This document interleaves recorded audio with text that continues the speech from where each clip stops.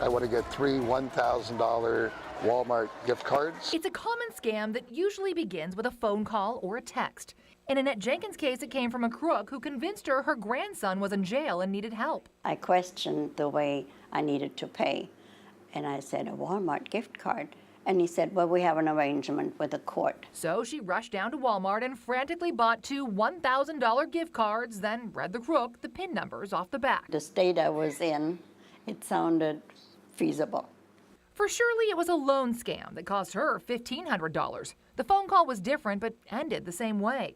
He says, scratch off the number on the back and give me the numbers. And crooks convinced Lula to buy 19 $100 gift cards. Imposter scams vary, but these 3 victims have 2 things in common. They all purchased gift cards from Walmart, and clerks never flagged them despite common signs of a scam. Now, many stores train employees to identify imposter scams. A would-be victim tells us Safeway clerk Pam Watt saved her from a scam. She was actually on the phone at the time with the people that were trying to scam her, and she was visibly upset. I could tell that. So, I just told her, tell me what's going on. Safeway says it trains employees to flag customers making large gift card purchases while on the phone or paying with envelopes full of cash. Best Buy says it has a similar policy, and Walmart says it, quote, trains associates to be aware of this potential threat. But when we went undercover at both Walmart and Best Buy, employees repeatedly ignored clear signs of a potential scam. Could I get 2 more for another 500? Yeah. Our volunteer Gerald posed as a confused would-be victim, first asking clerks for $1,000 worth of in-store gift cards. Say again? After glancing at his phone like he was getting a text from a scammer, he asked the clerks for $1,000 more. I have to go back.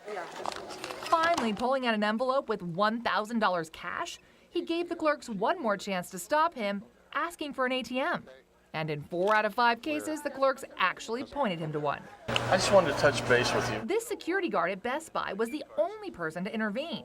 But at Walmart, it wasn't until he asked for 3 $1,000 gift cards while pretending to talk to the scammer on the phone that he finally triggered a warning from management. They're scams, and we will not reimburse you. Wire transfers used to be the go-to payment method for scammers, but Western Union cracked down following federal money laundering charges and now must refund customers for fraud-induced transactions. So scammers have moved on to gift cards, which, like wire transfers, are untraceable unless the company steps in. If a consumer has been scammed and has given out that code, try to have that card disabled.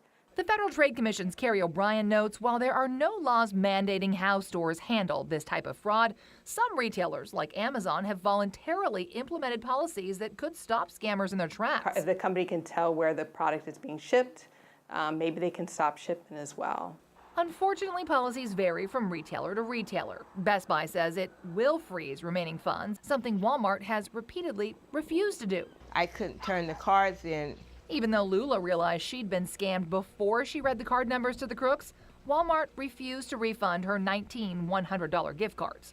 And Annette says Walmart could see what scammers bought with her gift cards online, but refused to stop shipment of the items that were still in the warehouse, a policy she thinks could be perpetuating these scams. I imagine if the crooks can't get the money, then there's no sense in even making these calls. After we told Walmart about our findings undercover, a spokesperson told us they've changed their policy, saying Walmart will now freeze remaining gift card funds and stop shipment of merchandise if the fraud is reported in time. After we got involved, Walmart did refund Lula for her unused cards and says it's now re-examining Annette's case. Julie Watts, KPIX 5.